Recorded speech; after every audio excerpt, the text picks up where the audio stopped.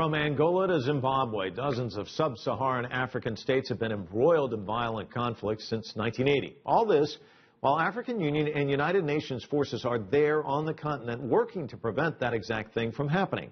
So why can't they do more? I talked about that and other issues with Adete Akwe. He's the managing director for government relations at Amnesty International. It's, I think we have a lot of different expectations of both the African Union and the United Nations. Some may be not realistic. I remember seeing a very interesting quote that the United Nations was created not to create heaven, but to prevent us from slipping into hell. And I actually think that that's probably something people need to remember, that both the AU and the UN are driven by member states. In other words, they can only be as functional and as forceful as their member states allow them to be. Have there been conflicts in Africa where the UN and the AU have not been as effective? Absolutely.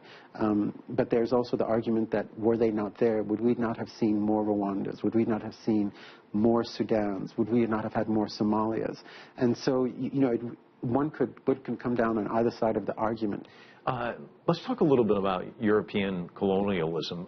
David Lamb, who covered the continent for the LA Times, wrote a great book, and in it he had a lot of vignettes. One of them was about how he had hired somebody to do the yard work, and then he hired somebody to do the inside work, cooking the food for him, and they didn't meet, and then finally they did meet, and he realized that they hated each other and they hated him, and he didn't quite get why, and he went and asked somebody, and they said, well, did you ask what tribes these people are from? And it kind of cast things, and the reason he wrote the story is that there's a Western perspective on all of this. We look at Angola, we look at Ghana, we look at Uganda, but perhaps the people who live on the continent don't see it the same way. Well, I think it's important to remember that most of these African countries have only become independent in the late 1960s,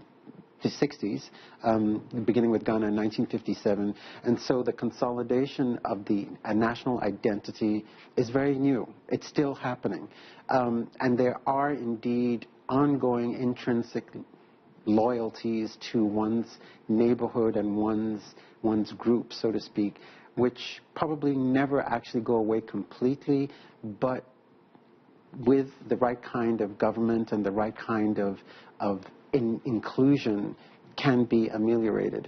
One final question. The World Policy Institute estimates that $1.5 billion worth of weapons have been funneled into Africa by the United States. I see you nodding your head. This is not new to you. China, for its part, has been accused of ignoring human rights while doing business on the continent. Should more be done by the international community? And we see a lot of the negatives. What